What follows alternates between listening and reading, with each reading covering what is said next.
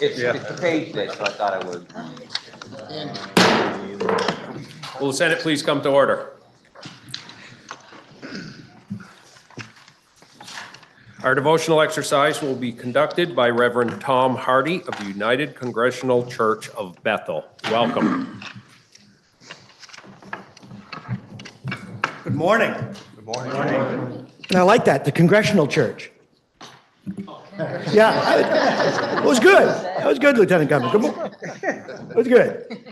Well, happy Valentine's Day and happy last day to the pages. I bet you're all bummed out. So what I'd like to do this morning is just spend a really brief moment on one of the things that affects how we all approach what we do, and that is what we believe.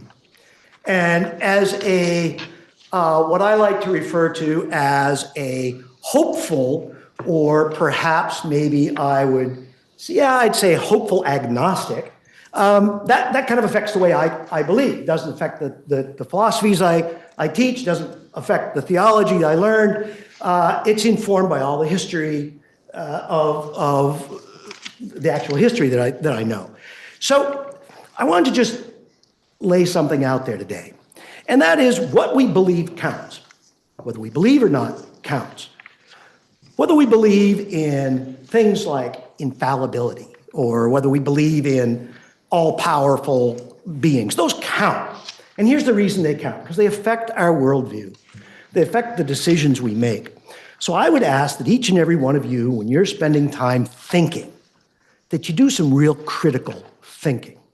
Because if you believe in some supernatural power that can enter into the laws of the universe and tinker with physics, which means we wouldn't be able to fly, then you let yourselves off the hook. Because if you believe in that kind of a deity, it means you're not on the hook. But if you believe that whatever this non-dual singularity that we refer to is cannot do that kind of supernatural thing, you're on the hook. It's up to you to do it. There's a reason 10,000 children die of hunger every day. There's a reason that things like that happen. There's a reason that we see these things, and the reason is us. So when we pray, let's pray deeply, because prayer changes us. It doesn't get us something. That something it gets us is insight and wisdom and knowledge, and allows us to look in the mirror even deeper and see what it is that we need to do to bring about compromise, to bring about change, and to bring about what is good for all of our fellow Vermonters, near and far, rich and poor, black and white, all of those dualistic things we think of. For there is no dualism. It's all a continuum, and we need to do our part where we are on that continuum in our life, in our history, and in where we are in the world at this point. So my prayer for you is that you begin to understand those deep nature of belief and its effect on your lives and on the lives of others. Amen.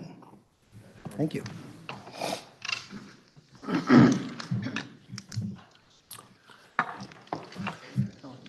So now we're going to...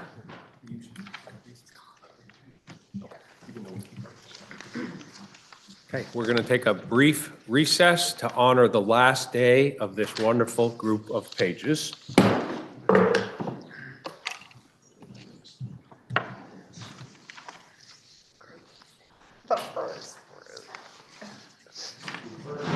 William Chase. Oh, sorry, yes, come on.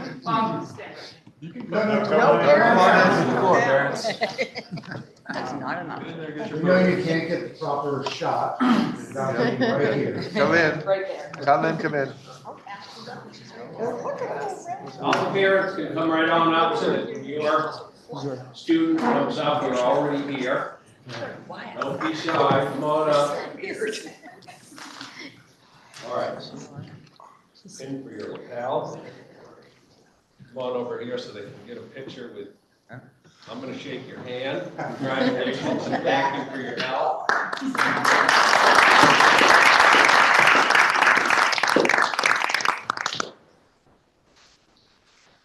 Haley Corbett.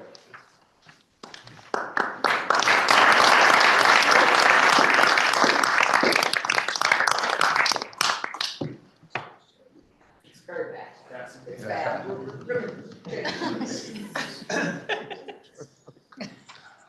Judah Hare.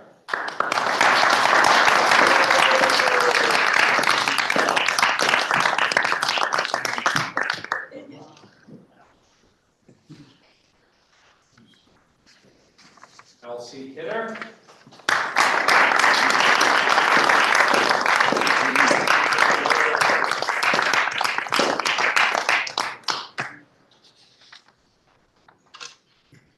Winnie Lou.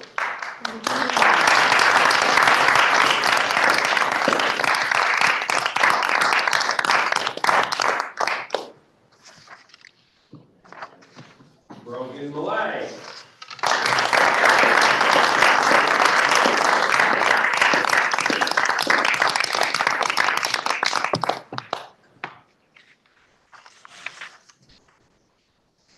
Siobhan Mervin.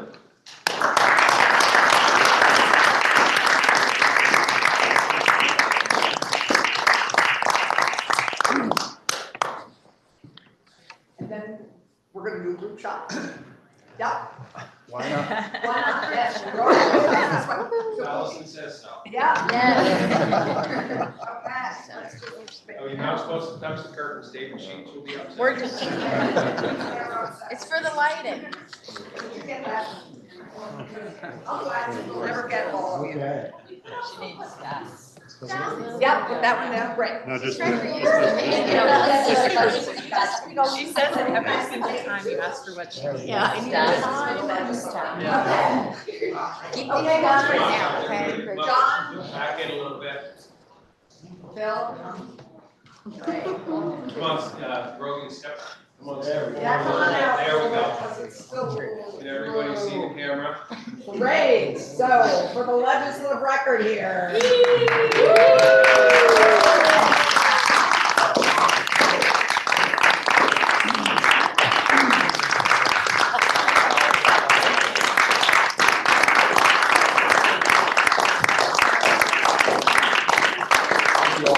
They know they're stopping over there. You want to tell them about? Yes, I told so the pages are supposed to go into the cloakroom. I told them prior to this, so they, I think, are all headed in the right direction.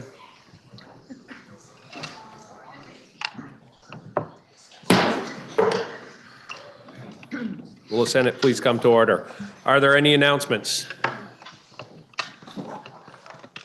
I have one announcement to make, and that is today the conservation districts are here in the State House and have a stream table set up in the Lieutenant Governor's office. If anyone would like to stop in and check that out, it's a great display of what natural streams do in the environment. Are there any announcements? Seeing none. Orders of the day. You, Senator from Chittenden. Thank you, Mr. President. I would ask that we move to S209 and then back to the top of the calendar. We have S209 for third reading. Are there any amendments prior to third reading? Please listen to the third reading. S209, an act relating to prohibiting civil arrest in sensitive locations. The question is, shall the bill pass? Are you ready for the question? If so, all in favor say aye. Aye. All opposed, nay. No, The ayes appear to have it. The ayes do have it, and we've passed S209.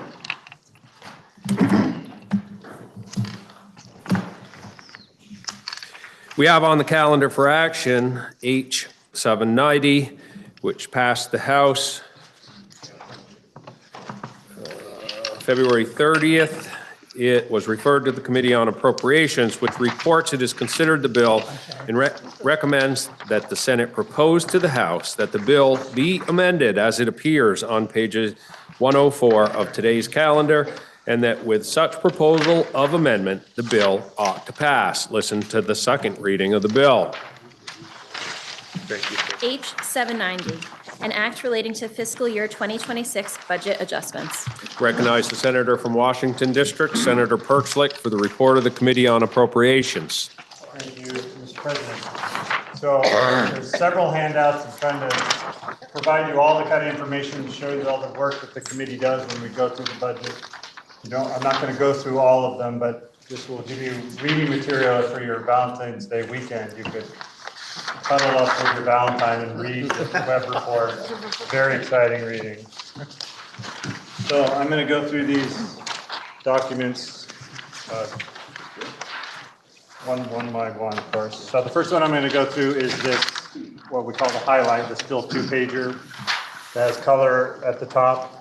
The table at the top gives you, the FY26 budget. So just to remind folks what the Budget Adjustment Act is, just that we're adjusting the budget that we passed last year.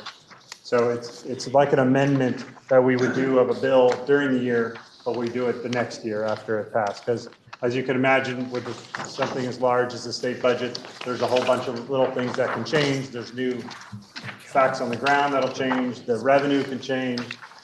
The work that the departments can change. So it all starts with the governor in kind of late summer and the fall, where they go out to all their agencies and departments. So the governor has a whole team of folks that start working on the budget in the fall. They work until they develop the budget that they send to us. And then the House spends all their time on it, which they have all day to work on it, and they make the changes to it. And then we get it, and we do kind of the final review, I think, of it as. So the table at the top just gives you some numbers, big numbers of the changes that were made to the FY26 budget that we all passed.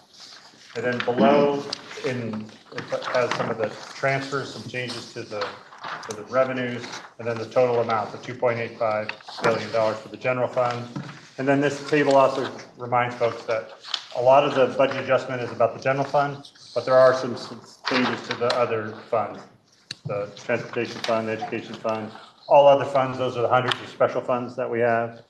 And then the unduplicated totals is because we appropriate money into the global commitment to Medicaid expenses, and then we also spend it out of there. So we talk about unduplicated funds. So the whole budget is that $9.1 billion.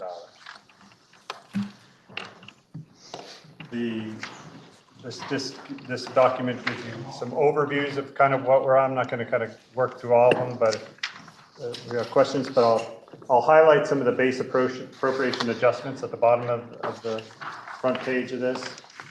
These are some examples of the things that we would just normally do in a budget adjustment. $870,000 for state police for overtime costs. We can't predict what the overtime costs will be. There was a lot more overtime. Even though the state police are doing a good job of getting more recruitment and retention, there's still a lot of openings. If you know anybody that wants to be a state trooper, you should encourage them. This is an example of something that can happen every time when we pass the budget and when we come back. We need $870,000 to cover that cost that we already spent. $180,000 for the state's attorneys and sheriffs, and transport deputies, similar. $14 million for global commitment for Dale, Department of Disabilities, Aging, and Independent Living, for financial relief for nursing homes. This is to keep our nursing homes from closing. $390,000 for the Department of Mental Health for traveling nurses at the state hospital. Another thing, if you know anybody who wants to be a nurse at the state hospital, but if we can stop using as many traveling nurses, that would be a savings. Department of Corrections, $4.6 million for their, just basically we have more prisoners, and the health contract is a pretty big change. You'll also see a change there from some more prisoners that we're sending out of state. We had some costs to summer wildfires. We haven't had a lot of wildfires in Vermont, but this last year we had some that we didn't really budget for. An example of our changing climate. There's on number 8 on page 2. I want to highlight the shift of $3.4 million from the general fund to the pilot fund. This is money that we used to spend out of the general fund, but we're now going to spend it out of the pilot special fund to help towns with their grand list reappraisals and adjustments. I might mention that several times. Caseload adjustments is $34 million from Medicaid caseload. And then we have one-time appropriations. Examples are the accountability court, which you might have heard of in Burlington, there was several adjustments that had to be made because that was something that the governor announced after we had passed this bill. So there were some expenses that needed to be covered that couldn't be covered under normal instances. There's an important one, this $3 million, number 2, because of federal funds that the education department assumed they were going to get from staff and for teachers, and that would help pay the teachers, the employer contribution for pensions. Because that money didn't come in, we had to pay more to meet our ADAC, or our actuarially defined employee contribution for the pensions went up by $3 million. So we had to find that $3 million. Other global commitment for Department of Health. This is number 3 for medical transport, non-emergency medical transports. This is something we also heard in transportation. I know Health and Welfare had a hearing on it, of the real need to be able to provide particular seniors, people that don't have cars, access to their medical appointments. This is non-emergency, so it's not an ambulance. This is to give somebody a ride to their dialysis appointment, things like that. I'll highlight number 7. There's a lot of talk on this money that we've provided to the food bank to fund the Agency of Agriculture's Vermonters Feeding Vermonters program. So have a lot of need for hunger programs in the state. And then down in other, number 1, this is what people will call payment reform. There's other sections that I'll talk about, but this might be something where if you have your designated agencies in your districts might have talked to you about this, because this was a big deal for them and for the state about how we fund the services that are done in all of our districts. For me, for example, this is Washington County Mental Health. Up in Burlington might be the Howard Center. And we adjusted how they're getting funded in the bill. So that's the highlight sheet. I passed out this worksheet, this big Excel spreadsheet, just so you can see.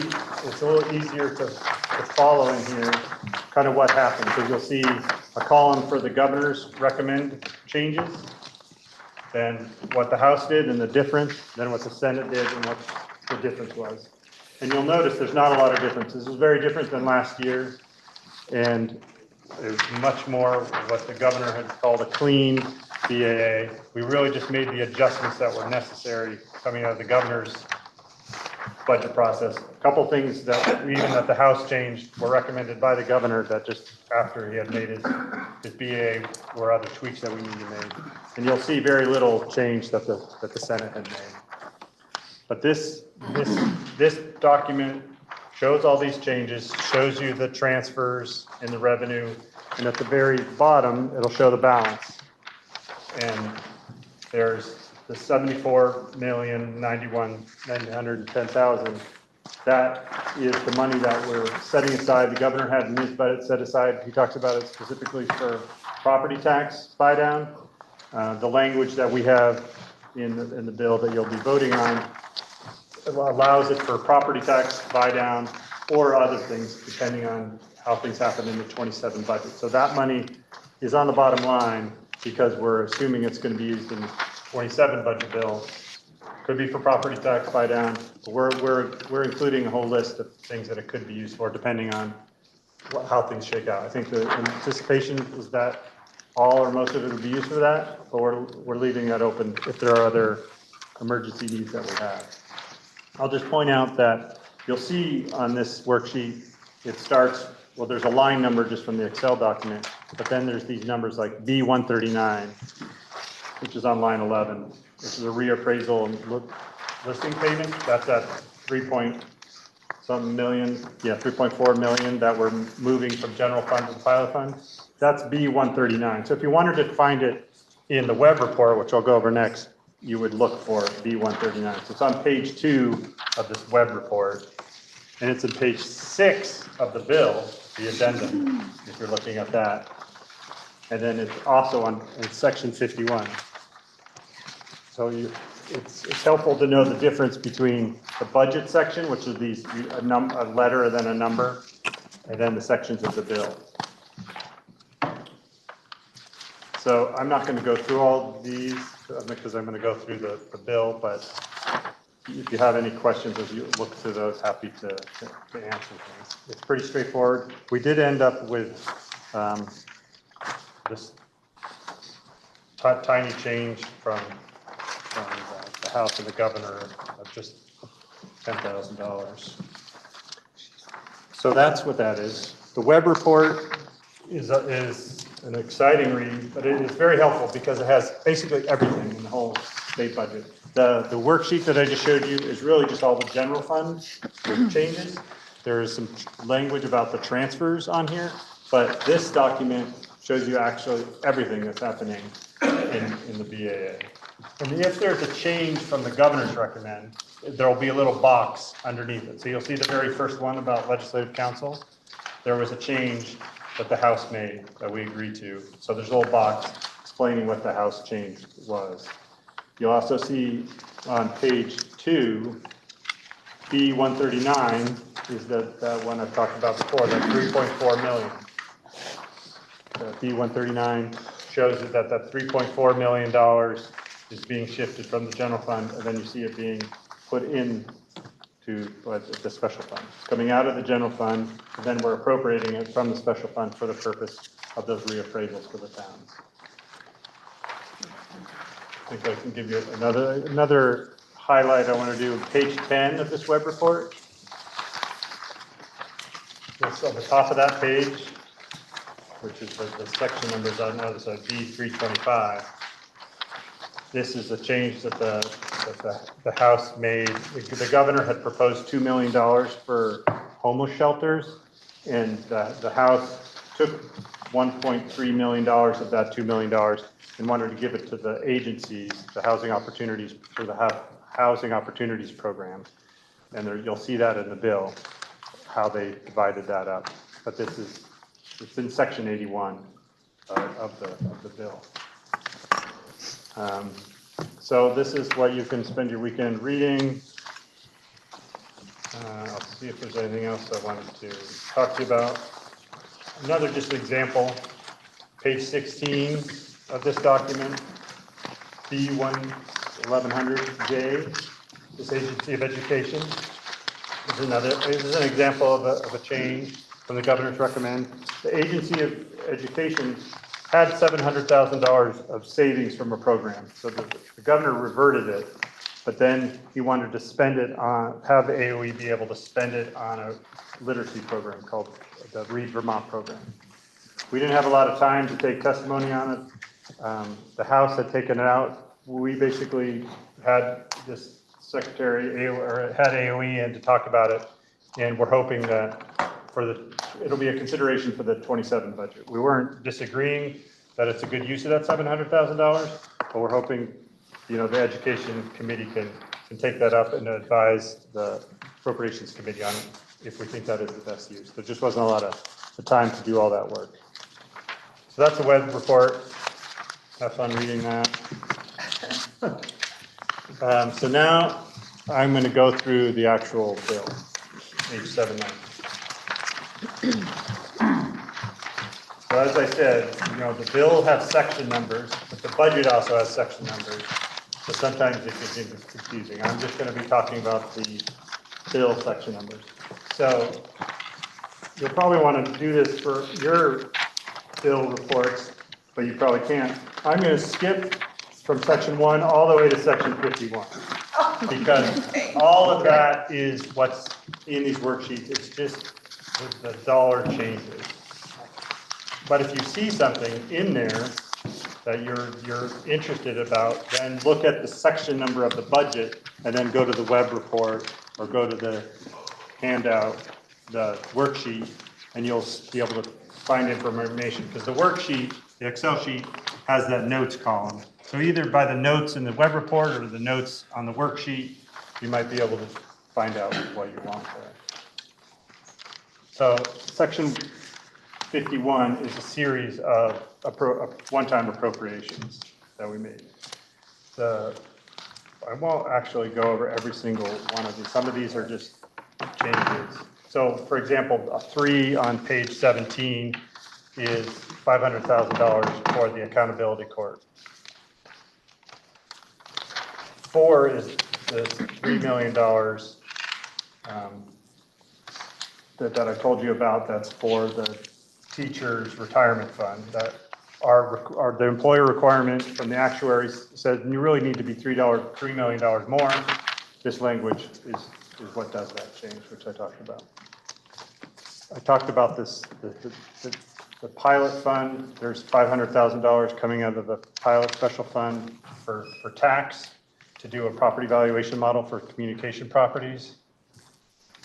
That's one of the Department of Taxes appropriations. So like other bills, you're looking at last year's Act 27. And so if it's underlined, it's obviously a change from what we passed last year. At the bottom of page 17, this $385,000 for office fit up in Waterbury. This was a result of the governor's return to office program, where some departments had so many people, working maybe only 1 or 2 days in the office. With more people coming in, they needed more office space to accommodate all those new workers coming into the office. I mentioned this non-emergency medical transport. That's at the top of page 18. So after that, D is a series of changes to the Department of Health budget for this fiscal year.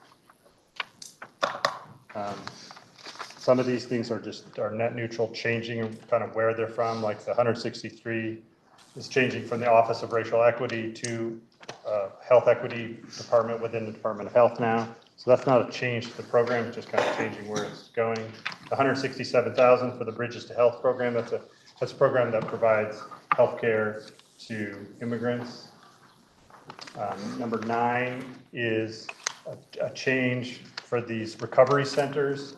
So last year, the Department of Health gave a flat payment to each recovery center, but there should have been a formula. And so these amounts kind of correct what those recovery centers should have gotten under the formula, but didn't get because it was sent out as a flat rate. This might have been something you might have heard from any of your recovery centers you have in your district. There's some language on page 19 at the top. We had provided some funding for a recovery center that wasn't able to use all the money for the building, so we made sure that they can use some of the for admin. Lower on page 2, this is an example, a good example of a budget adjustment act. This $1 million of general funds for the Land Access and Opportunity Board.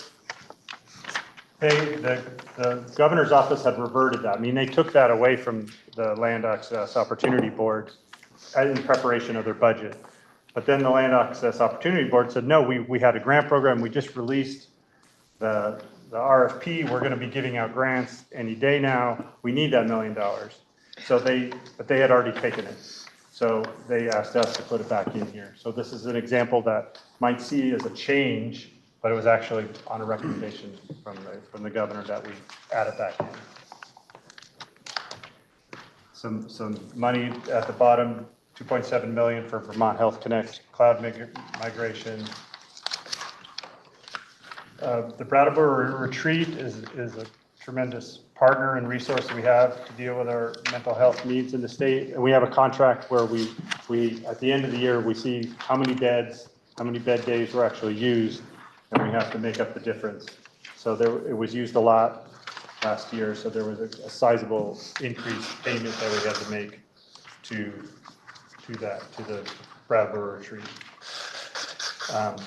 Number 7 in there, something I mentioned, 800,000 for the global commitment. So the global commitment, you want to ever see that? That's a mix of the federal funds and the state funds.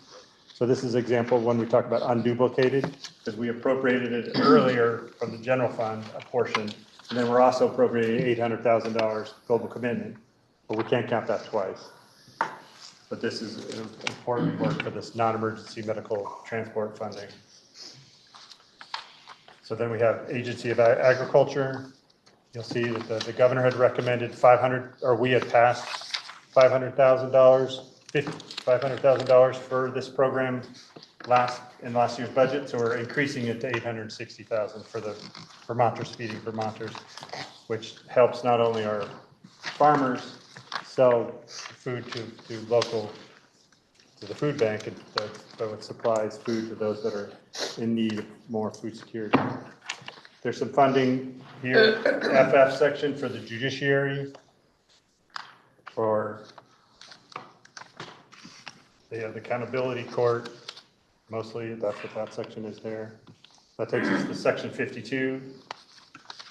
There's some downgrades in funds, so the property transfer tax allocations, so the VHCB and others that you'll see on page 21. These aren't a policy difference, these are just mathematical changes because of the downgrade to some of the revenues. So it's slight changes that happen because of that. Section 53 are fund transfers. So, for example, the first one there, the criminal records check. Criminal Justice Council does this work. They had a deficit of just over $1 million because they had more costs providing this service than they brought in as revenue, which brought up the question, are you bringing enough revenue? So you'll see a paragraph after that that says, come back next year and tell us how you're going to make this a sustainable fund. Instead of coming to us in budget adjustment every year and asking to fill the fund, should we be charging more for criminal background checks or not? Because a lot of the criminal background checks are done by state agencies. So if we just charge it from them, we're also just going to be paying it ourselves. So that's what that report is in there. There are some changes to the cannabis regulation fund. This is, I can't remember if this is the increase of the funds in that account at the end of the year. There's some changes to the substance misuse prevention special fund, but I think this is just again on changes that more money coming into the fund. It was not a change of policy. You'll see it's an increase. But there's just more money in that fund than we anticipated when we wrote the bill in 25 last year. Same with those general fund transfers below there. Those are just kind of technical corrections. People are always interested in this. Down at the bottom of page 22, these are transfers, or what we sometimes call direct apps. So sports wagering, we predicted it would be $7.6 million of revenue to the general fund, but it wasn't. So you guys aren't betting enough. It was only $6.6 million. Or maybe you're winning too much. So also, how much money are we getting from liquor sales? So we thought it was only going to be 14.8, but actually Vermonters are buying more liquor than we thought. So it's actually $16.8 million into the general fund from the liquor control fund. There's some other transfers that you'll see on page 23. Some of these are very small, $65 from JFO, from money we gave them to do a study that they don't need anymore. You'll see that $700,000 on this page I talked to at the top, AOE licensed data management. That was the $700,000 savings. They didn't need it for that IT project that they would like to go to Reed, Vermont, which, as I said, we're hoping to address in that FY27 budget.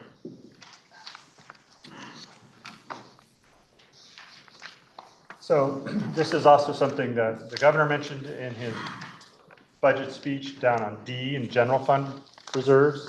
So we're reserving the $74.9 million. The governor's language, this is a different language where he said it's only for property tax relief. We took language that we had from reserves that we had from last year and put property tax relief in the list of things that it could be used for.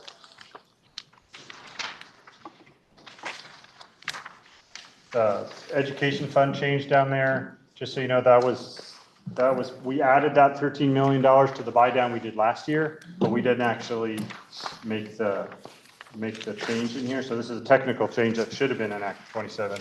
That wasn't. But we did this, but we didn't put it in the law. So we had to make that correction. This budget adjustment, like other budget adjustments, sometimes this has changes to the law or position. So on page 24, this one executive director for the Land Use Review Board. This isn't a new position, but this is making it an exempt position because it was a limited service position when we created it.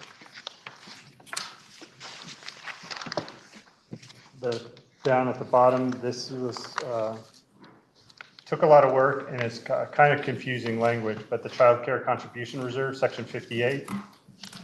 And if you remember from last year's BA and budget, we had some disagreements with the administration on how we were dealing with the Child Care Contribution Special Fund, and if there wasn't enough money in to do it, or if there was more money than at the time, what we do with it. So this is an agreement that the administration agreed to. So it was a collaborative work on just the procedures at the end of the fiscal year on how we make sure that all the money that was put in, that was paid from the payroll tax for child care program gets used for that.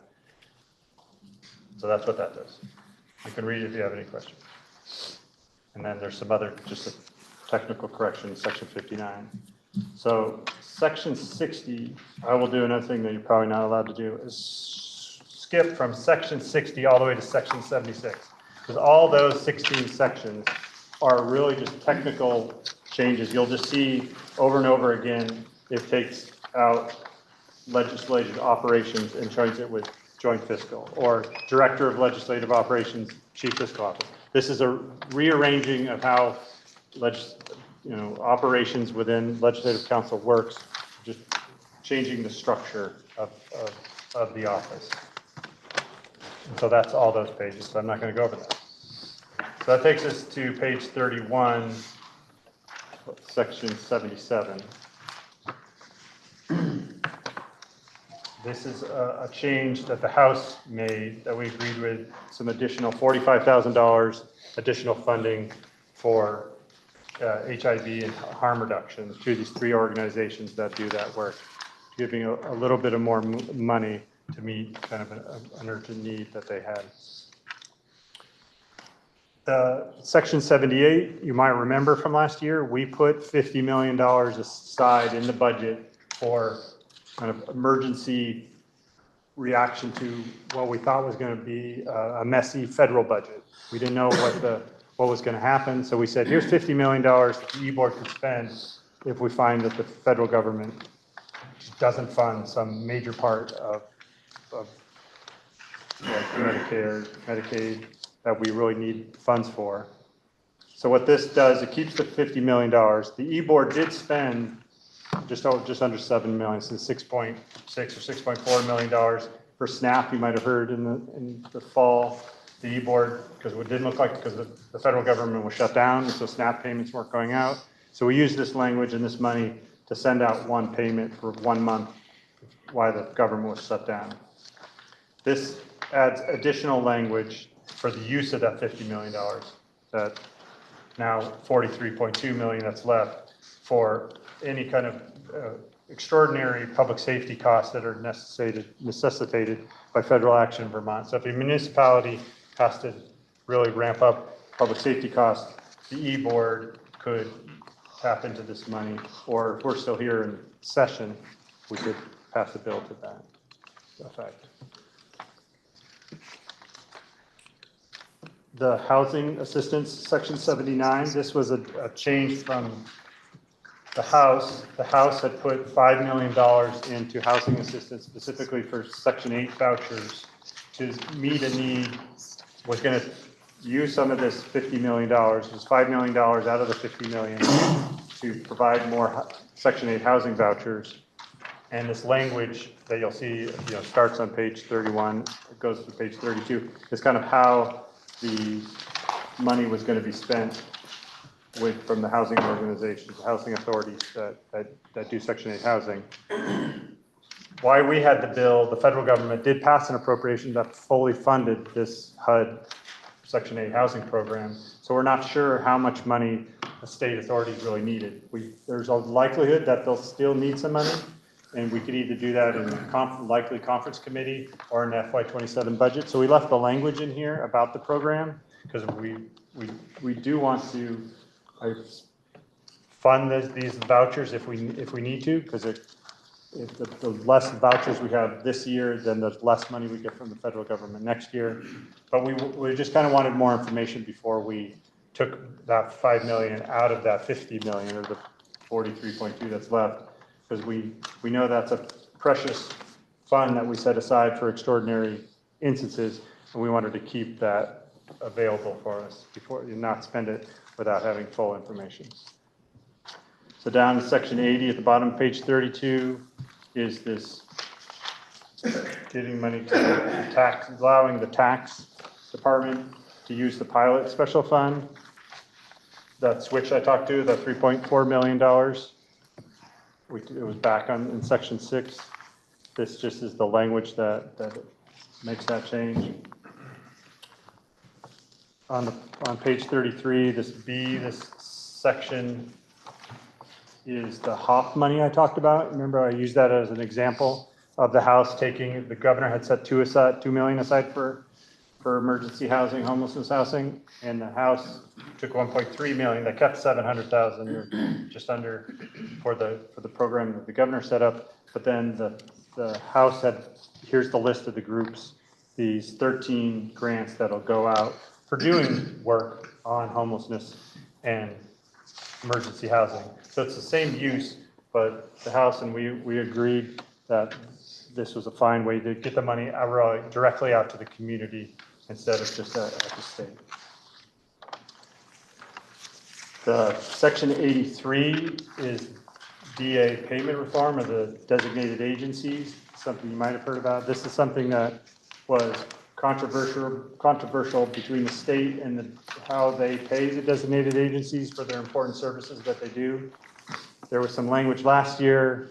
There was some language that the House had, but that they said is just placeholder. So our Committee on Health and Welfare, JFO, members from the designated agencies all got together and agreed on this language.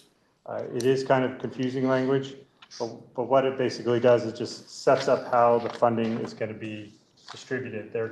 They used to get more like 80 or 85% or 90% upfront, and then there was a reconciliation. This changes up to 65%, which is up from what the administration had proposed of only 40%.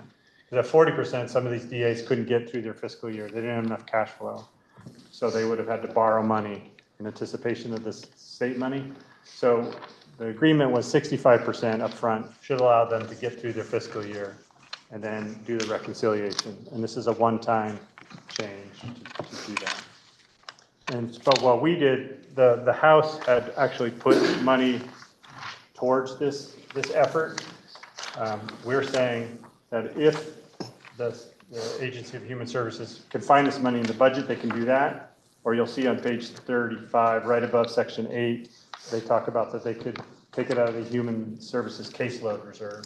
We have a caseload, we have money reserved specifically for Agency of Human Services caseload. Like if there's some reason just the use is up high, whatever year, if there's more use, more cases, then they can dip into the reserves. That's why we have it for there. So we're saying they could use that for the cost instead of appropriating money from the 50 million, for example, to use.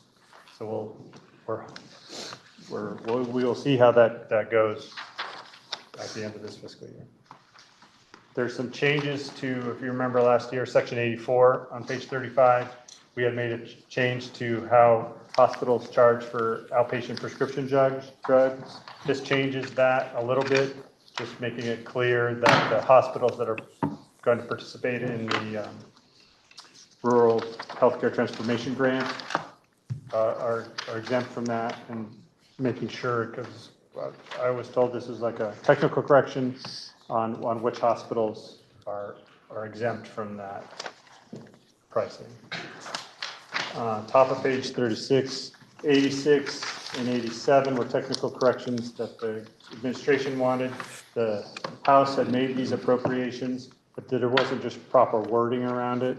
So this underlined wording was given us by the administration just to make it clear that we all agree on exactly what the money was being used for. The section 88 is the $9.5 million that I just talked about the community-based service payment reform. If they needed, that language is there. And then the 89 is carry forward language that we have every year, just allows these funds to carry forward into the next fiscal year. We also have language that allows the administration to revert it when they need to next year. And then there's the effective date, which is on passage. So that is Bill. Happy to take questions. Also, the vote was 7-0-0. We have a lot of witnesses, as you can imagine. Basically, any department that was touched by this came to testify. There's 56 witnesses, which I'm happy to share with you. I'm not going to read them all. Thank you. The question is, shall the Senate propose to the House to amend the bill as recommended by the Committee on Appropriations? Are you ready for the question? Senator from Addison. Thank you, Mr. President. May I inquire of the reporter of The the bill? reporter is interrogated. Thank you, Mr. President. Thank you so much for that really detailed explanation of the bill. It's really nice to see a budget adjustment bill that is pretty vanilla in all the good ways. I have a question on section 83, and it's my understanding, and as the reporter of the bill mentioned, this was sort of negotiated language. It is really confusing, and one of the things in section B of this language on page 34, there's a deadline for providing comprehensive financial data to Dale from the DAs, which are all of the mental health organizations in our communities, by March 15th of 2026. So that's basically in 30 days, and that's concerning to me. I understand this is negotiated language, but it's very short timeline. And also this timeline, the way it's laid out in the bill is kind of confusing. So I guess my question, Mr. President, is does the senator think there will be an opportunity to maybe clarify some of this language in a conference committee to make sure that this is laid out in a way that makes sense to everyone who might be utilizing and reading the language? Yes, Mr. President, this language is quite different from the House language, so I'm sure the House will have comments on it. They've already told me they're going to ask for a conference committee, so it definitely will be part of what's on the table at the conference committee. I think specifically to the data, it won't be a surprise to the DAs that the state wants this data, so it is a quick turnaround, but I think they're already aware that this has been asked for before. So it's not a complete surprise to get this data, but if that date needs to change, that's definitely something we can work on. Okay, great. Thank you, Mr. President. I do also have one other question on the next section, section 84. You mentioned this is the change to the really, I think it was Act 55, I believe, that we did last year about the outpatient prescription medications, dialysis, and things like that. That resulted in a huge, significant decrease in healthcare costs and also our health insurance rates in the state. It's had some ripple effects. It reduced costs for schools and their healthcare costs and the state, et cetera. And my understanding that this is Brattleboro Hospital that would be exempt, and it's because they're going through some separate project or something, is my understanding. But I'm wondering, is there a fiscal impact to our insurance rates or healthcare costs because of this exemption? Thank you, Mr. President. I don't recall hearing about a fiscal impact, although I could see why you might think it would be something that I would have to come back at third reading and provide an answer for. Okay, thank you, Mr. President. Are you ready for the question? Senator from Essex. Thank you, Mr. President. Could I ask a question of the Chair of Appropriations, please? Chair is interrogated. We do understand on the first handout that you did, the quick fact sheet, which is very helpful on base appropriations on line number 1, provides $870,000 to overtime to our state police. With no question that with 50 people down as being reported, that the overtime would be there. Could you help dispel a rumor within the building that most of that money went to one community versus just being spread out amongst all of the communities that were needing the overtime coverage? Senator from Essex, I would just remind you that you're supposed to speak through the president and Thank you, not Mr. directly to the senator you're Thank you, Mr. questioning. President. Thank you, Mr. President. We did, that was discussed in committee. It is not, this was statewide. There, I think, if I remember correctly, but I would correct it on third reading if not, or if another member of the committee remembers. I want to say it was around $180,000, which maybe I'm saying that because it's the next line, but that's a different thing. But if I remember correctly, the work that I think you're referring to for one particular municipality was under $200,000, and this 870 was statewide. The shortage that the openings or the vacancies that state police have affect the whole state. So this overtime definitely was not for just one municipality. I thank the senator. Thank you, Mr. President. Another comment. It's very rewarding to see that the $50 million that was set aside for emergencies in case the federal government didn't fund is intact, other than $6.9 million that was chose to be spent. That had we had the luxury of having a few extra days, we probably wouldn't have had to done that because the shutdown was set down. I would love to see this $50 million be dispersed at a time where we do have holes severely in our budgets, such as transportation and institutions, and certainly in health and human services, where we have a great need to fund some of these places that are healing people from the effects of opioid recoveries. But I get that we still want to hold some of those monies back, but I would love to see. We do have holes that could be plugged, and it just would make sense to me that we would use these dollars to plug those holes while we have them right now. But thank you, Mr. President. Senator from Washington. Thank you, Mr. President.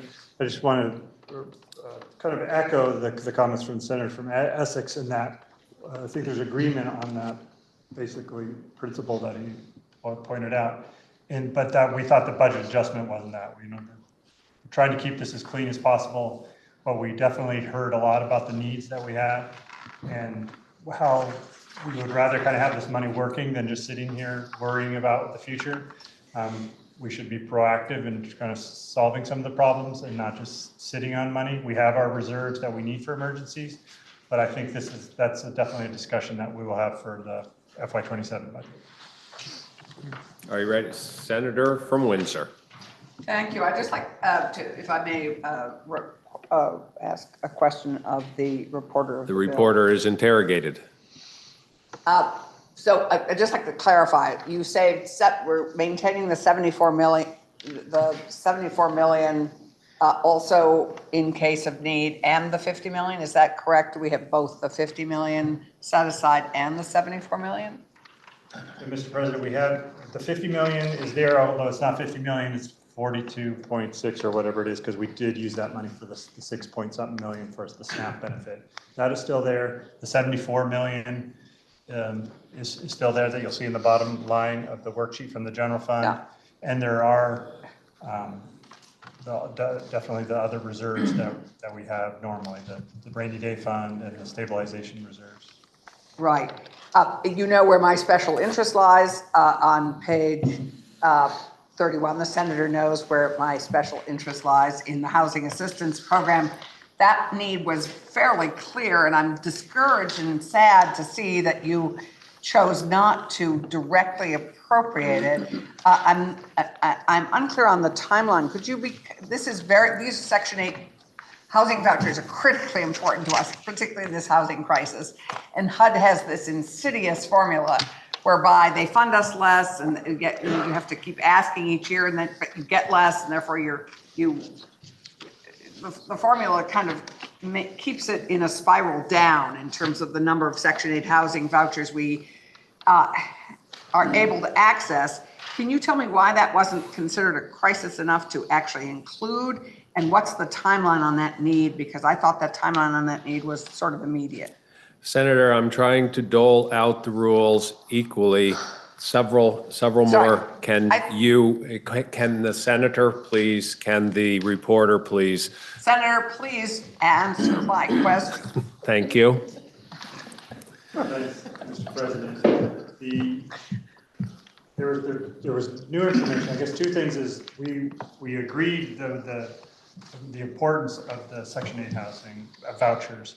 And we wanted to avoid have the 8 housing authorities getting rid of or canceling, dozens if not hundreds of these vouchers, which would have been catastrophic for Vermont.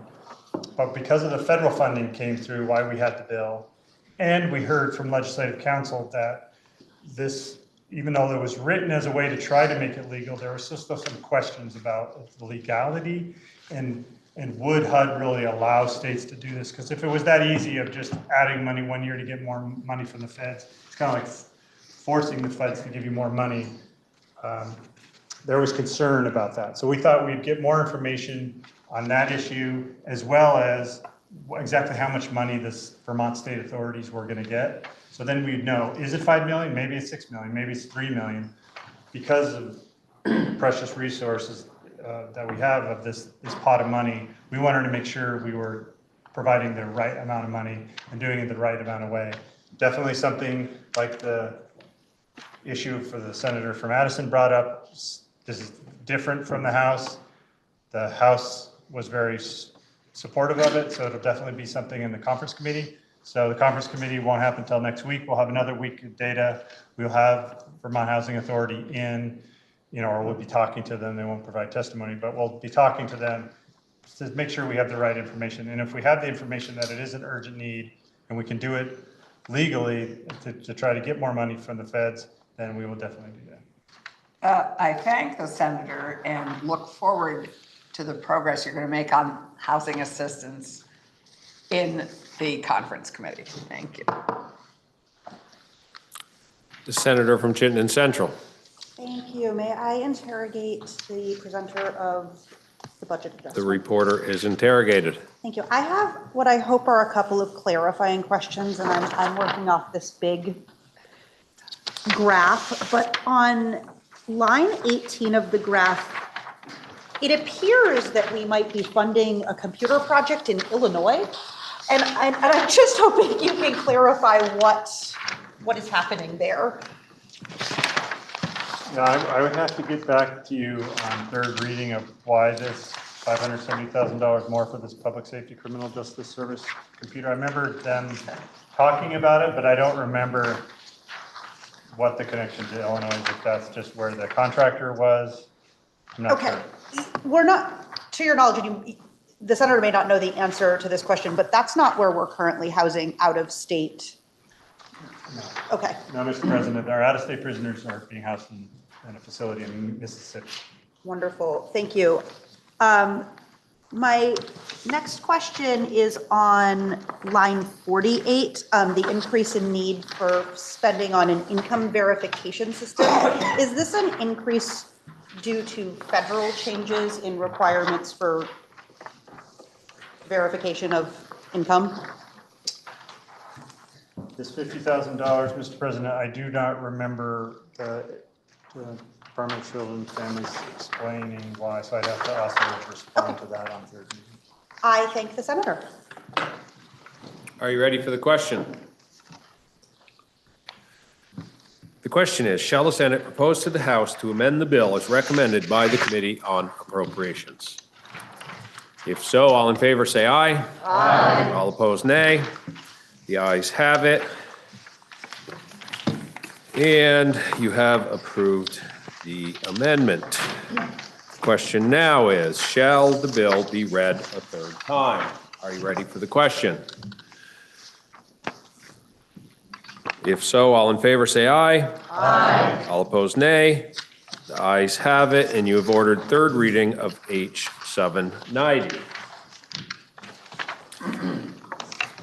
We now have H 50, an act relating to identifying underutilized state buildings and land. Senator from Windham. Thank you, Mr. President. I move that the Senate not concur in the House proposal of amendment to Senate proposal of amendment and request that a committee of conference be appointed. The senator from Wyndham has moved that the Senate not concur in the House proposal of amendment and the Senate proposal of amendment and that a committee of conference be appointed. Are you ready for the question? If so, all in favor, say aye. Aye. All opposed, nay. The ayes have it. On behalf of the Committee on Committees, the following members are appointed to the Committee on Conference on behalf of the Senate. Senator Harrison, Senator Benson, Senator Plunkett.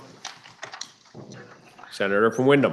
Thank you, Mr. President. I move that the rules be suspended and the bill be messaged to the House forthwith. The senator from Wyndham has moved that the rules be suspended and the bill be messaged to the House forthwith. Are you ready for the question? If so, all in favor say aye. Aye. All opposed, nay. Ayes have it, and the motion carries.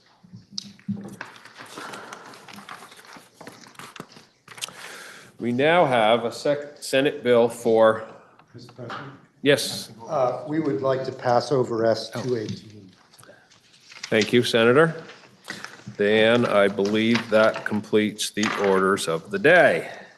Are there any announcements? Senator from Chittenden Central. Thank you, Mr. President. Pending announcements, I would move that the Senate stand in adjournment until 9:30 a.m. Tuesday, February 17th, 2026. And if I might lead off the announcements, two small announcements. One is that with our first class of pages leaving, that tells you we are a third of the way through this year. So it is running faster than I think any of us bring to consciousness. That also means we are 2/3 of the way through the biennium. So we are headed very quickly toward the end game, and I would just suggest that all committee chairs redouble their efforts to meet crossover. The second announcement, Mr. President, has to do with Mr. President. My rhetorical question would be, how much would you donate to see the Lieutenant Governor shave his mustache?